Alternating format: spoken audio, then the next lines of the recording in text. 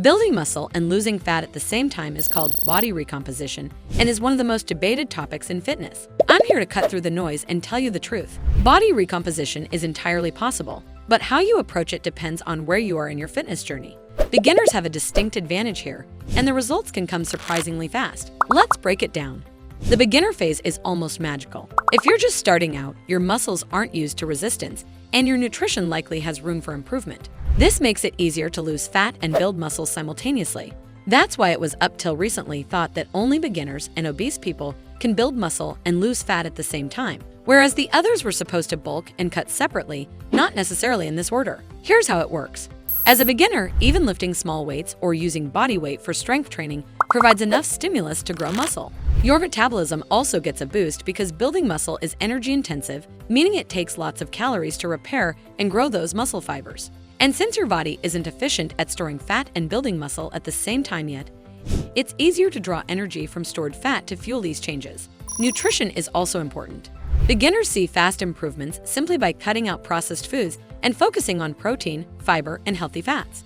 I advise you to aim for about 1.6 grams per kilogram of body weight to support muscle growth, but also to stay fuller for longer. Fiber and healthy fats round out this approach because they also keep you satiated and regulate your energy levels. Foods like vegetables, nuts, seeds, and avocados are great choices. Ditching sugary drinks and snacks alone can lead to noticeable fat loss while building muscle at the same time. For exercise, high-intensity interval training combined with strength exercises is incredibly effective for beginners. This is called metcon, which stands for metabolic conditioning. For instance, you can pair short bursts of cardio with exercises like push-ups or goblet squats. Or you can do HIIT with small weights to work both your cardiovascular system and your muscles. I have a whole video on metcon's benefits, risks, and workout ideas. Anyway, as Healthline explains, metcon workouts increase excessive post-exercise oxygen consumption, which is an elevation in your metabolism after an intense workout as your body returns to its resting state. The extra work your body is doing in these hours after a hard workout requires energy, so you'll be burning more calories even after your workout ends. However, if metcon seems too intense, even standard strength training with light weights can do the job.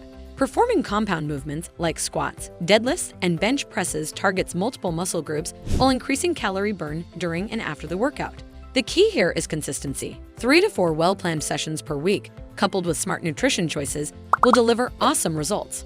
But as you progress, the process becomes more nuanced, and this is where the advanced strategies come into play. Let's move on to what's needed for those who've been training for a while. For advanced individuals, building muscle while losing fat is a whole different ballgame. Your body has already adapted to heavy lifting, your metabolism has leveled out, and progress is much slower. Adding a single rep or a couple of pounds to your lifts can take weeks. At this stage, your strategy has to be sharper, more deliberate, and tailored to your specific goals. There are 3 main approaches here. One is to lose fat first. This is called cutting and is usually the easiest path. Don't work on any personal strength goals now. Just try to maintain while you reduce your caloric intake. Another advantage is that you'll reveal the muscle you've already built, which can be incredibly motivating. However, you'll need to be meticulous about maintaining your protein intake in a cutting phase. Studies suggest that 2.0 grams per kilogram of body weight is optimal for advanced athletes to preserve muscle during a deficit. In fact, Dr. Mike Israetel has a neat new video about this that I encourage you to watch. Anyway, to support performance in a deficit, creatine is an excellent supplement that we also have a video on that you can find below. Additionally, branched-chain amino acids can reduce muscle breakdown during intense training sessions, especially if you're doing cardio alongside lifting. The next option is to bulk first and lose fat after. This is great if you're not overly concerned about aesthetics in the short term and want to focus on gaining as much muscle as possible. Bulking allows you to eat in a calorie surplus, giving your body the energy it needs to recover and build muscle from those heavy lifts. The downside is you'll likely gain some fat along the way, which means committing to a cutting phase later. My advice as you're doing a bulk is to time your nutrients well. Focus on carbs before and after workout to fuel performance and recovery, and stick to lean protein sources throughout the day. You'll want to aim for about 15 to 20% more calories than your maintenance level to support muscle growth without excessive fat gain. Supplements like whey protein and beta-alanine can help maximize gains during this phase, while creatine continues to provide strength and endurance benefits. The third and most challenging option is to build muscle and lose fat at the same time, like bodybuilders do during competition prep. This requires surgical precision with your diet, training, and recovery. It also involves cycling calories, meaning a slight surplus on heavy lifting days and a slight deficit on rest or cardio days.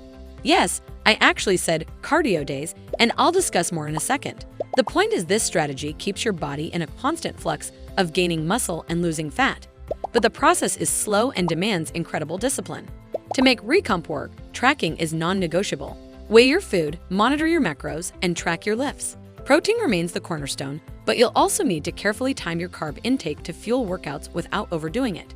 Supplements like L-carnitine can help your body use fat as energy, while caffeine boosts performance and increases calorie burn during workouts.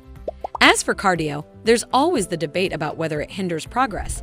The truth is that cardio can be a valuable tool if used strategically. Steady-state cardio, like walking or cycling, is less likely to interfere with muscle recovery and can help you maintain a calorie deficit during a cutting or recomp phase. High-intensity interval training should be limited during bulking, as it can burn calories needed for recovery and growth. The key is balance. Cardio supports fat loss, but overdoing it risks sapping energy from your lifts. So that's it from me. Now, I want to hear from you. Let me know if you're trying to do body recomp right now and how it's working out for you. Feel free to share any tips or tricks with the rest of us in the comments. Also, if you found this video helpful, don't forget to like it and share it with someone who could use the info. And of course, subscribe for more science-backed fitness content. I know you're tired of hearing me say this, but every little action like this genuinely helps small creators like myself, and I appreciate all your support. Thanks for watching, and I'll see you in the next video.